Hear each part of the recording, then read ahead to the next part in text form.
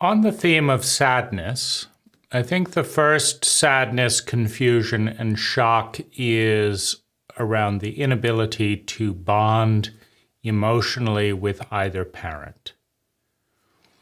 The violent, physical violence, psychological humiliation, distancing protocols, the punishment and traumatic protocols, the trauma into grief, and then the banishing of that grief. Go to your room. If you're in grief, go away. I think this is the greatest sadness. Now, all of that sadness is and was completely invisible to my mother and sociopathically distanced by my father. And so that sadness festered into hatred, a sadness that has no end, a sadness that has no ability to grieve or be digested, where every aspect of the emotional digestion system is attacked, is frozen. It becomes this big weight that a young identity can't deal with. And so that hurt and the loneliness of the hurt and the frozen nature of the hurt became hostile. The hostility correlating with the fears and projections of my parents became identity. So then there's a deeper sadness because the original innocence, the original beauty, the femininity of a child that wants to connect, that wants to bond, that wants to grieve, that wants to please and then grieve that inability, has been suffocated, has been kicked.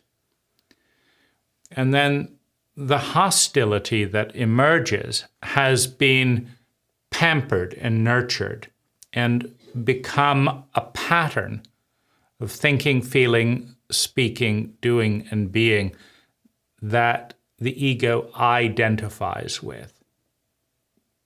But in that crystallization of identity, the grief, the lost memory of what wanted to be, of what was original.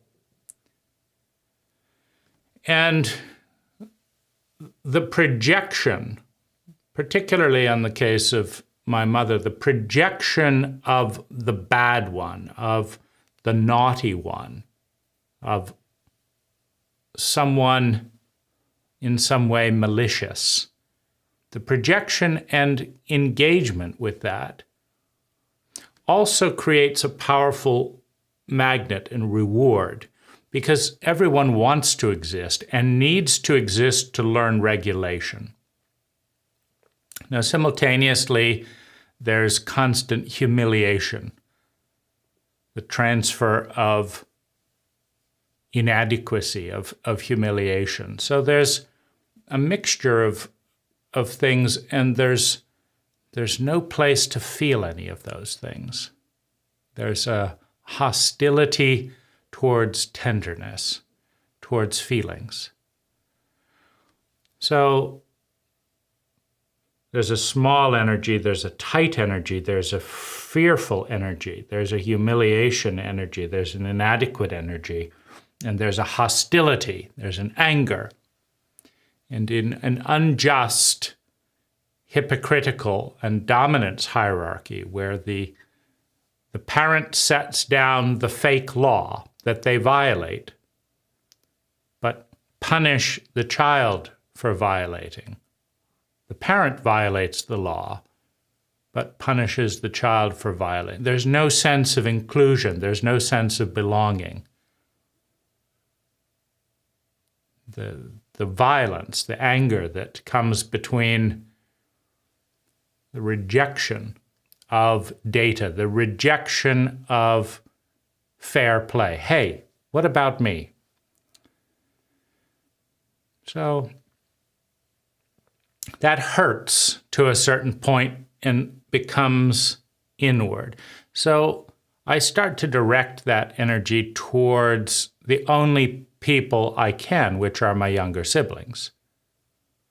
When you have two bullies, when you have two hypocrites that punish the protestations of hypocrisy, when I got punished for making a case for fairness, it's fine if we say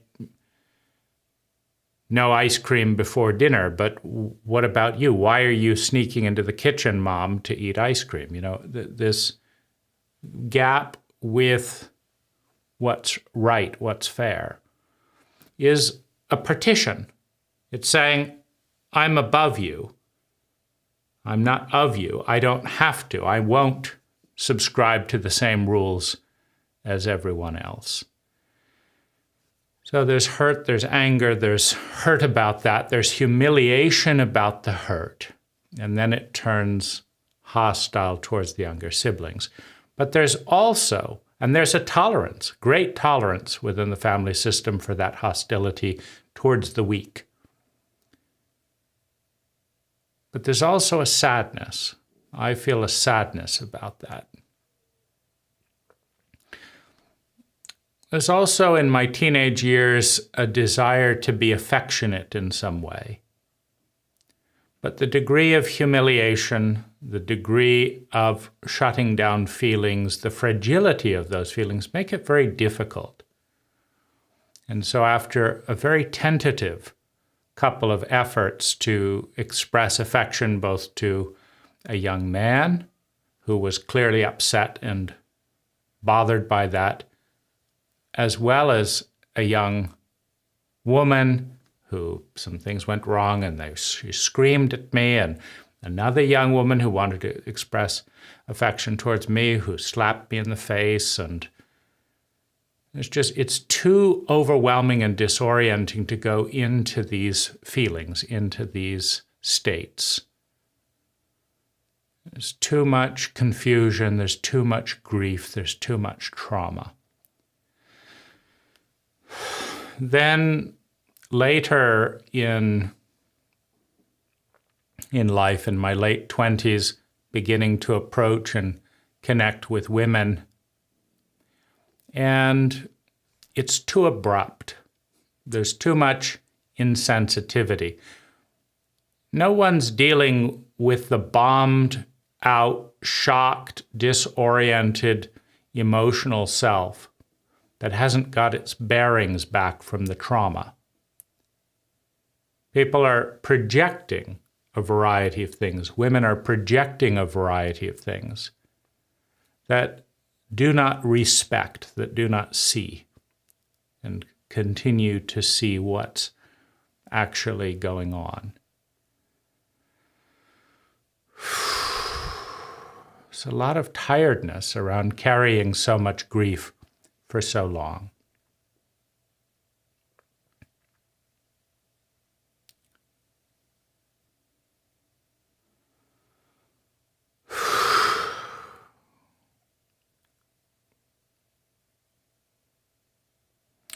Insecure attachment disorder.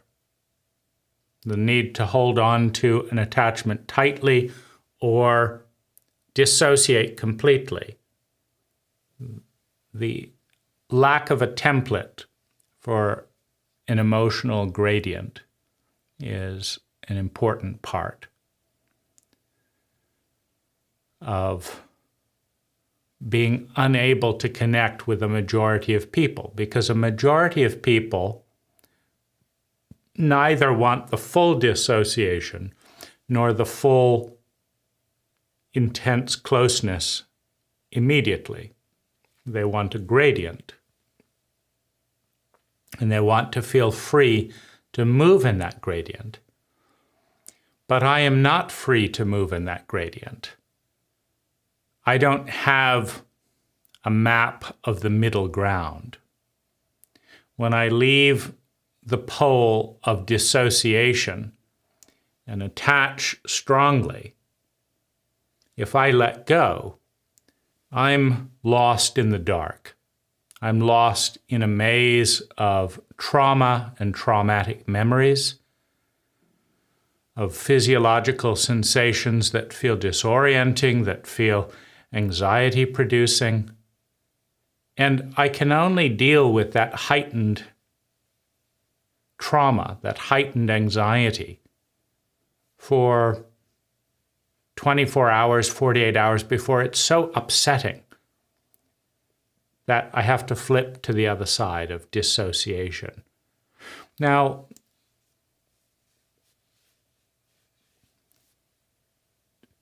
just as the psychologist that evaluated me in childhood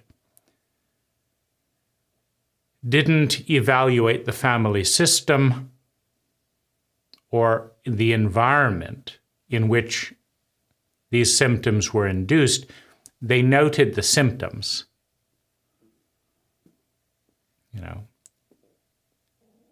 It's like a gardener putting a rose in the dark in dry, barren soil,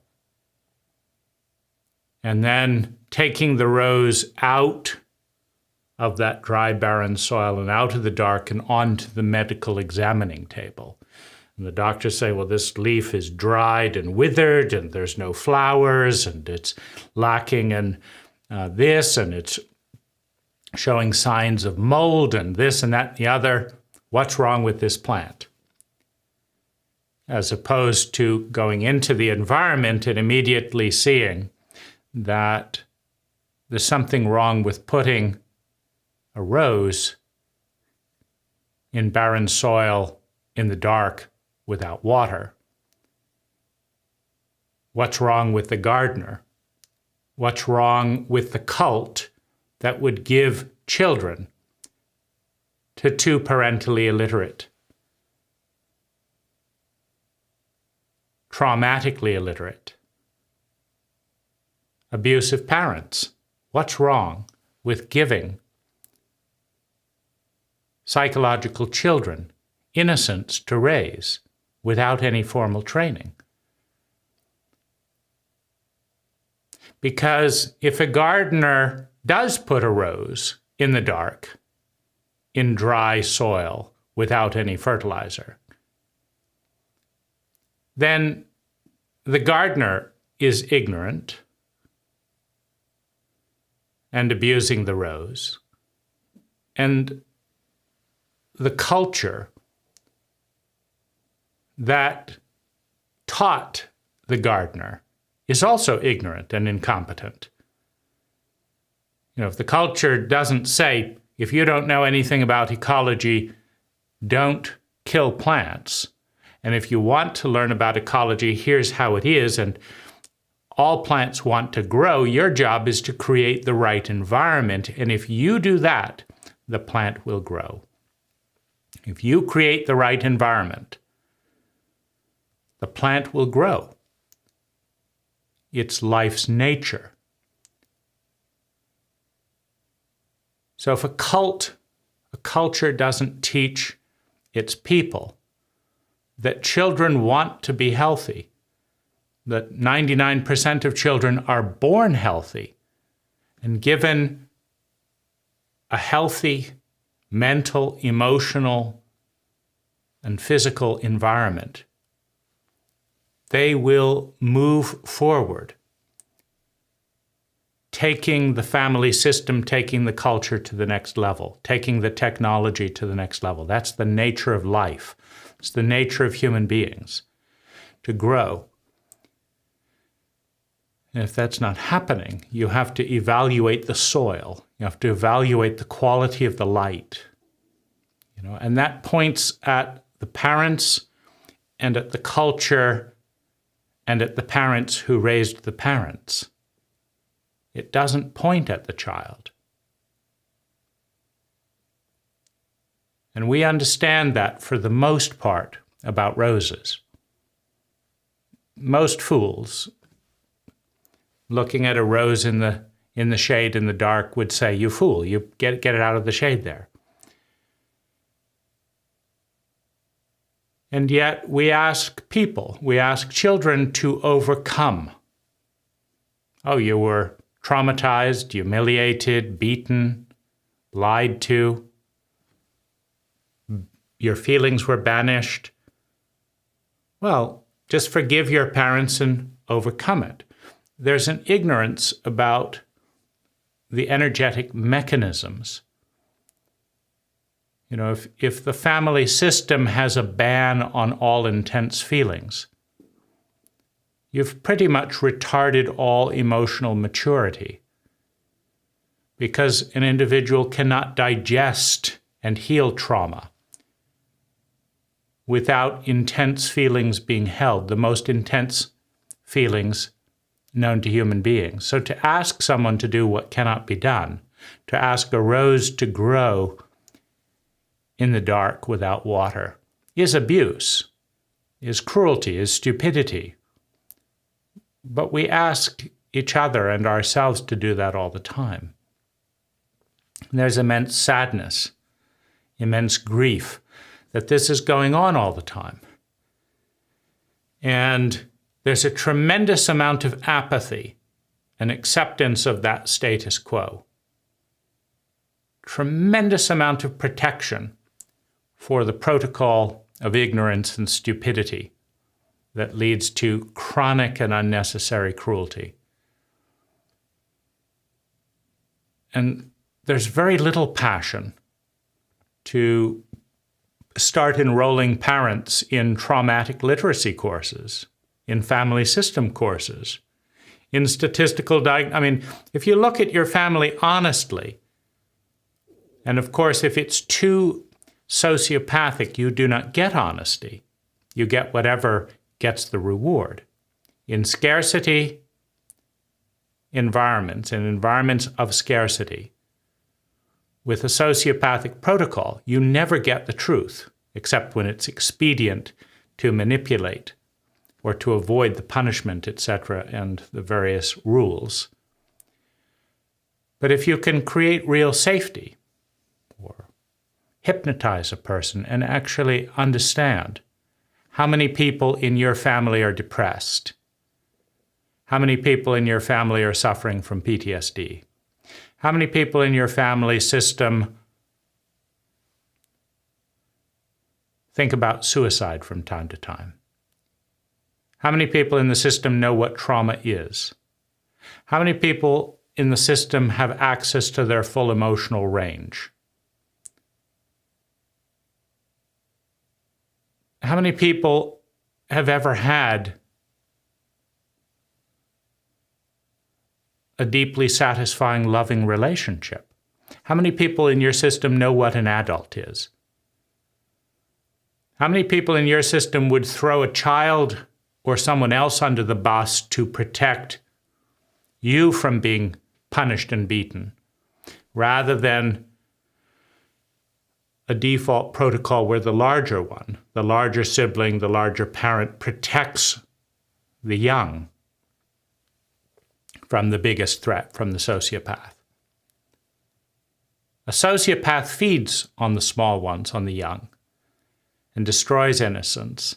An empath and an adult protects children, protects innocence, and creates trust and gratitude, and models what maturity is. Models adult love, where a child is used for more than personal gratification, mentally, emotionally, physically, sexually, financially,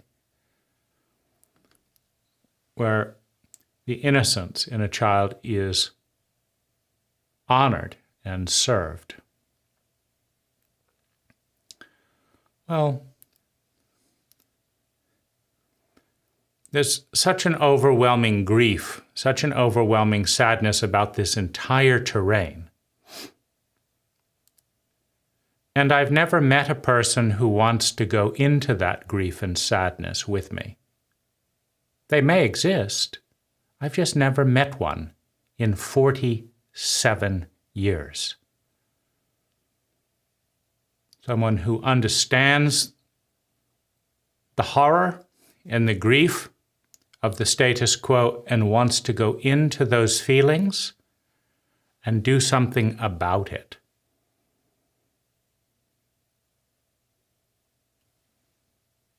That's a big area of loneliness, if I am the only one who's bothered by that, enough to actually talk about it, let alone do something about it.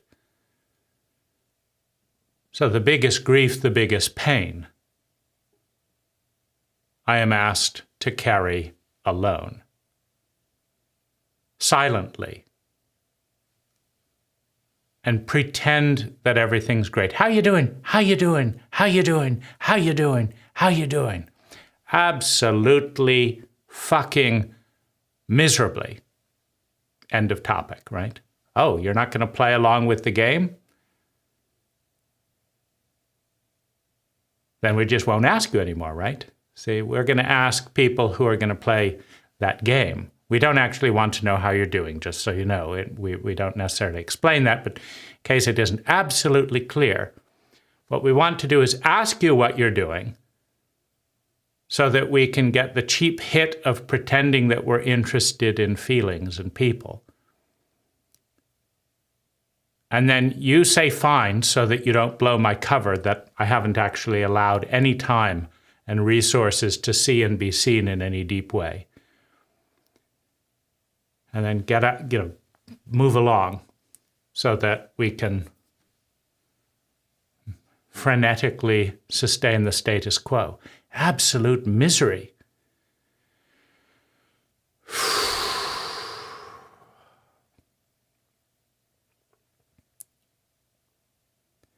This sadness, this heaviness, this grief, this loneliness, it's coming in on all sides. It's hitting my body. It's in my body. It feels horrific. And there's no one to talk to about it who is human. Oh, there's analysts who will sit and take notes of it and maintain a cold detachment. Dr. Mengele, torment its victims and then a cold detachment. Well, that's an interesting thing. We'll talk about that next week. A human being weeps. A human being embraces. A human being prioritizes the greatest suffering in their midst. Because the law of empathy, which is the law of the human being, is two questions, two quests. Who's in the most pain? Who is in the most emotional intensity? Who is in the most need? That's all one question. Who's in the most pain? Second question, how can we help? How can the circle help? Because it takes more than one, usually, to not just transfer the load to a crippling level. One person is carrying 1,100 pounds of luggage. Well, you can give 600 pounds to one person, and now they're struggling not to fall apart. But if you give that to 7 competent empaths, competent people, well, suddenly we can all manage. No one's falling under. The weight has been divided. And I've never had the opportunity to give this weight to 7 people.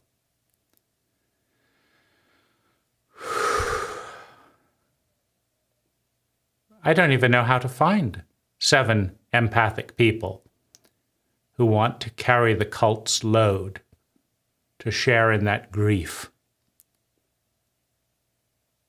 And I find it stunningly bizarre and enraging that it is precisely the intelligent things.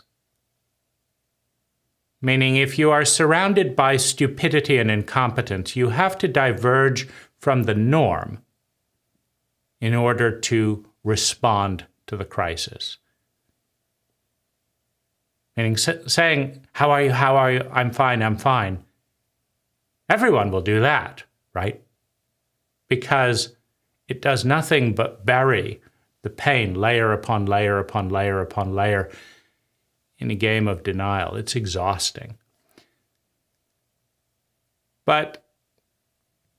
And then finding one person, sometimes 1 in 100, so we're dealing with less than 1% of the population, will actually show up if you say, I'm in enormous pain.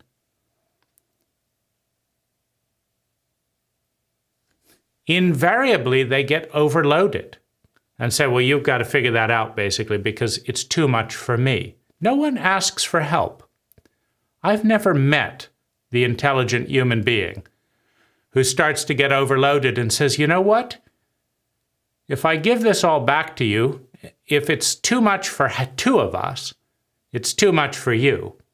So if I give this all back to you and shame you and just avoid you so that I don't feel guilty, it's way too much for you.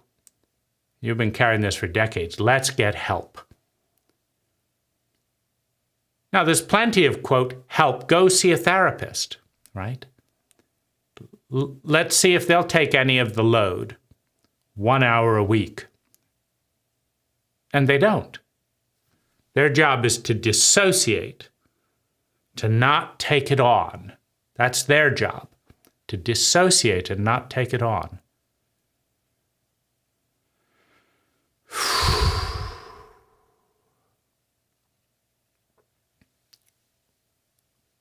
Where's the impulse to find 7 people and maybe share the load?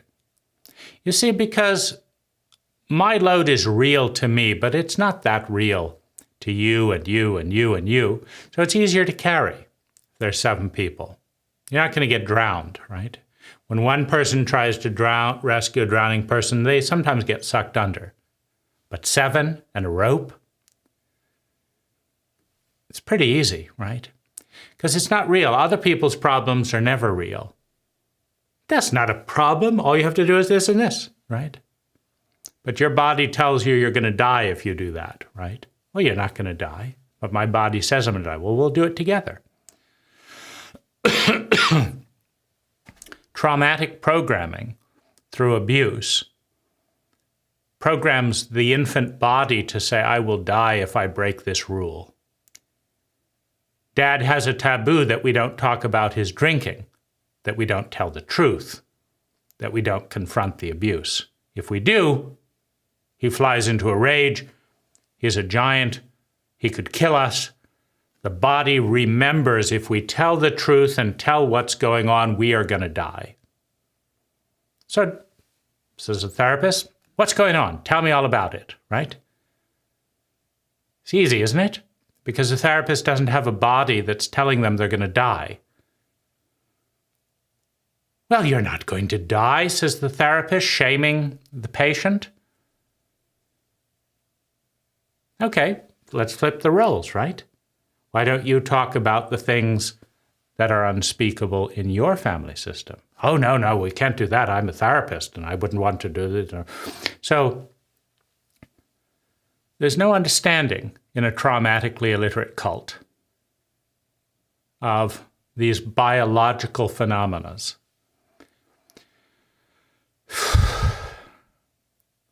I feel tremendous grief about the misunderstanding, about the suffering, about the imprisonment, the psychological and physiological imprisonment. I'm bound up by 1,000 ropes and I can't move. And I'm laying there on the ground. I've been laying there for years.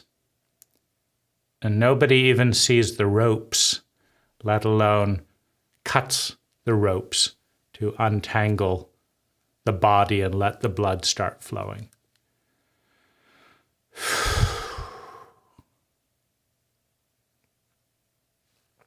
I feel grief. I feel sadness. And when that sadness is bruised and dishonored and arrogantly dismissed too many times. I feel rage. I feel violent. I feel a black disgust. And I want to give all of this pain to the idiot who's trying to tell me that there's something more important that needs to get done, right? You know, we're surrounded by idiots. I've got to get a promotion and I do this and do this and do this so that I can buy a second house. And then I've got to do this so I can have $3 million when I retire. What about your suicidal daughter? What about this? What about... No, that can wait. We'll deal with that later. You know, we've got to be positive and move forward. Yeah, just... How about that promotion right now? Oh, you're a madman. Get away from me. Get away from me. You're ruining my plan, right? But it's like, how do you get the deepest wounds of a cult to be paid attention to without passing them on to the fool that thinks they're safer by not talking about them, by not dealing with them?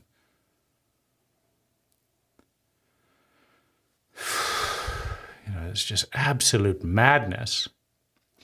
And the cult then has its defenses for that. You're an angry person. You have to forgive. You don't do that. That's a crazy person. They have intense feelings, right? So now there's a whole new set of reasons not to deal with the issue. The cult also is very busy with a scapegoating protocol.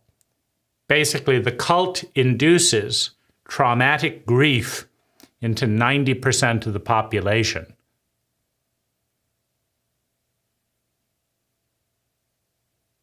It's competent enough to induce the trauma, but it's too incompetent. It's too sociopathic to acknowledge what it's doing, to apologize, to repair, or to become traumatically literate. In other words, it's a damned fool. But it is just smart enough to go around shaming everyone and saying, if you express any deep feelings or whatever, then you're the problem. Not us, not being parentally illiterate, not being emotionally illiterate, not being chauvinistic, none of this, no, not being homophobic, none of that's the problem. Brainwashing, abuse of power, violence, no, that's not a problem. The problem is you're talking about it. So anyone who, we're all going to gang up on them and just not invite them to the party. And everyone's going to get that that part isn't welcome, so we invite them out to party. They say, no, I'm not feeling social. Meaning I have feelings that I already know are taboo in a cult like ours. And it's horrific. Go be alone in the worst feelings imaginable, because the worst feelings imaginable are not welcome. Just try.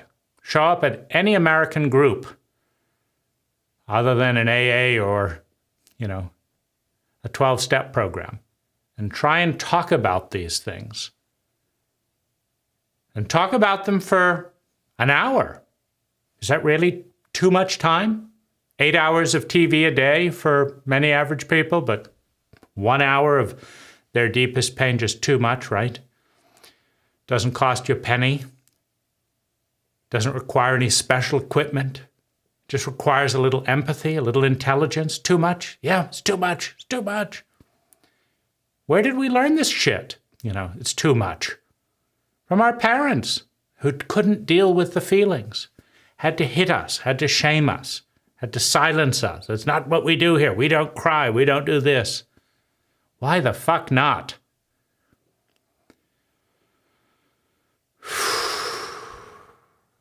When there's no empathy for this sadness and grief, it moves towards a murderous rage, which we are taught to fear. We're taught to fear the murderous rage. We're not taught to fear the sociopaths that induce it and get the fuck out of there, right? See, I go to Thailand where human beings are, where people cry, and then the murderous rage subsides. Because it was never the murderous rage that was the problem. It was the people. It was the reptiles, the reptilian brain, with its sociopathic protocols of dissociation from all intense feelings. It was 100,000 people doing that again and again and again that hurt that pain so much that the energy built up that couldn't be digested. So I feel tremendously sad at the exhaustion that I've carried around, which are all the suppressed feelings that upset other people, beginning with my parents, right? I'm terrified they're going to kill me. But we wouldn't want to upset them, right, with those feelings, because those feelings upset them, right? They don't want to hear crying. They don't want to hear anger. They don't want to hear terror. They don't want to acknowledge the cruelty inside the family system. So let me carry all of that for the family so that they can abuse us and feel good about it and not be confronted with it. And then the neighbors and the teachers and all, they don't want to hear about it either. How is it going? How was your weekend? Fucking terrible. Don't talk like that in school. Don't talk about your parents that way. Now go and sit in your chair. We're just not going to ask you again, says the teacher. It's not what we say. We talk about what we did, right? We avoid all intense feelings. Because I don't want to be punished by your parents for talking with you, for sympathizing with you. Tremendous grief, tremendous loneliness, tremendous invisibility. Layer upon layer upon layer of lies. And tremendous hostility directed at any child, right? The only time relative strangers have raged at me or ignored me or have been telling the truth about these feelings. How you doing? I'm feeling like this and this and this. You know, well, bye. You know, or, oh, well, that's bad. Well, just try and think nice thoughts and move forward, right? That's not how trauma works. You know, trauma is biological memories in the body that need to be somatically released. But when the body has learned that all somatic release will get you killed by your abuser, how do you teach the body to somatically release when the whole reason it shut down was to avoid death? I don't have the answer. No one in 47 years has had the answer for me. No one's even asked the question. That's how blind we are. That's how fucked up we are. As a cult dogma, as a meme. Hide all the intense feelings, hide all the pain. Whatever you do, you realize that we could get free data about the shame, trauma, and abuse in every American household for free next month. All you have to do is put a few TV ads and do a free ad and create metadata, encrypted metadata, and let children and families know that this is an important national program to actually understand what's going on. How many people are depressed? What are your ages? What's this? How many people are sad? How many people feel despair? How many people feel suicidal? How many people are incest victims? How many people are incest perpetrators? How many people are... And by the way, those have to measure up.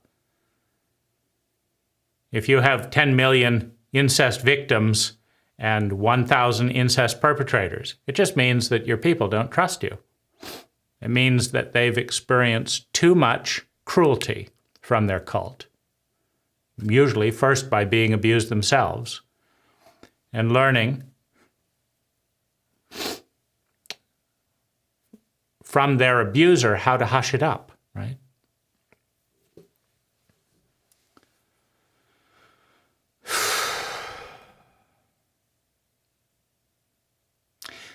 I'm sad that I cannot start dates based on this grief.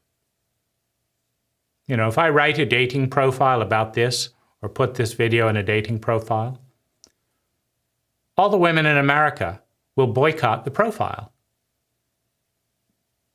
So what are they really saying? Are they saying that they think that most men don't have grief? If they do, they're fools. They're ignorant. Are they saying they know that most men have grief, but they don't want to hear about it? They want to be entertained and pampered and done this? If they are, they're narcissists, right? I want to give you all my problems, but I don't want to hear any of yours. Are they saying that the rule of masculinity is, you know, be strong and tough and don't show any feelings? Well, you're chauvinists. You know, the idea that you would punish the one person, because most men and women have never encountered a potential date who would begin by talking about this. And yet, this is a solid basis for empathy if you are an empathic person. You've got this pain, I've got this pain. How can we heal and share the load? How can we put balm on the deepest pain so that there's room for affection that is more than narcissistic lust? How about that for an idea, right? It's too complicated for an emotionally illiterate cult.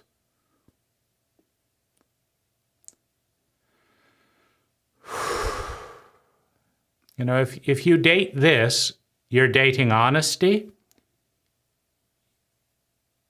you're dating transparency, you're dating vulnerability,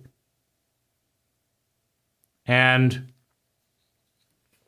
you're dating and dealing with the key energies that are going to tear the relationship apart or bring it together. What I mean by this is it's almost never make up physical this. And people bullshit about this, but that's not why relationships break up.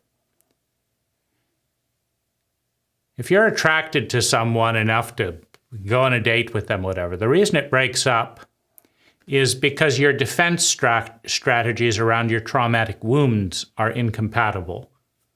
Because your partner wasn't psychic and didn't guess it, or you've kept it so shallow that you can't take it seriously. So that's one whole strategy of dating. Let's keep it light and shallow and put on a mask, and we just won't go into the deep terrain. And then unfortunately, when you spend time together and have sex, after a time, you start going into the deep and traumatic terrain. And so the typical protocol of the sociopath who wants to keep it light is just to abandon the relationship at that point, and then go and find someone else who's still up on the surface and then abandon them when they go into that terrain. You broke the law. The law is no intense feelings. Keep it light. No commitment here. Just fucking sensation. So, you know, that's one whole protocol. Or you go into the deep feelings, the other person doesn't know how to deal with it, or build up happens because you both have traumatic defenses and they don't line up. You know, one person's traumatic defense might be to talk about everything. The other is to hide. Well, they collide, and the traumatic defenses pull the people apart. The compulsions of what we do to manage the pain we don't know how to deal with pulls us apart. And the deeper we love, the more likely it is that that pain will come up. So the only intelligent way is to come head on and dive into it honestly, to understand that there's a 95% chance that you've got these issues too. And what's your traumatic coping mechanism? And here's mine. And how can I be a balm on your wound? And here's how you can be a balm on my wound. And are you able to do that? And are you willing to do that? This is incredible kindness, and it's incredible intelligence. It's just not that common, particularly with younger people. And I feel sad about that, because there are incredibly lonely, incredibly shame-based, completely confused and overwhelmed people right and left who don't know how to love, but believe that the only way to have a relationship is to successfully pretend and be distracted from all these feelings and to avoid anyone else who talks about them. And that's completely incorrect. It's the opposite of what works. It's when superstition replaces emotional science and relational science. So I feel grief about that. And I feel hurt about that. And I feel frustrated. Because if I put a profile out there saying, let's form a support group with 7 people to hold each other's grief once a week. We'll take turns. Every day we'll hold a different person's grief, for example, or we'll be a support group and do this.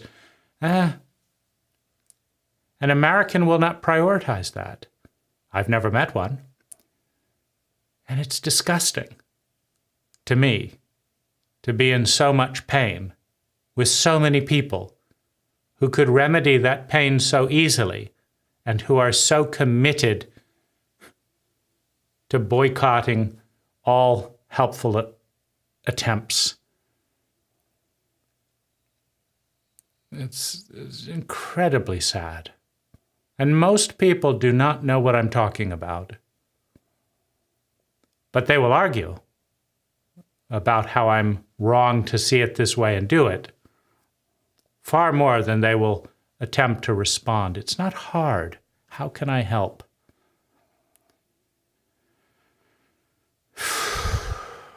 It's just so rare finding that answer. And it's contagious, meaning as these layers have built, and so few people have asked how to help,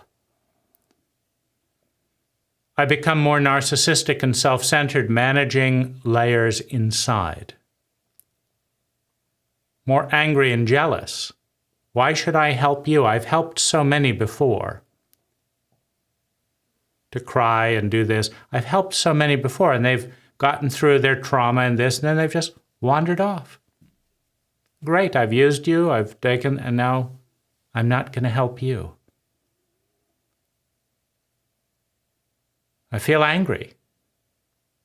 I feel hurt that we don't raise adults that have a sense of reciprocity and a sustainable ecology. Like, I'm going to take this forest and I'm going to take this water and I'm going to use it and fill it with toxins and then, c'est la vie. Go on and do it with another patch of forest. I'm not going to give back to my ecology in my relationships or naturally. And I feel sad because that creates so much misery. As an empath, I feel so much misery. Most of it isn't mine.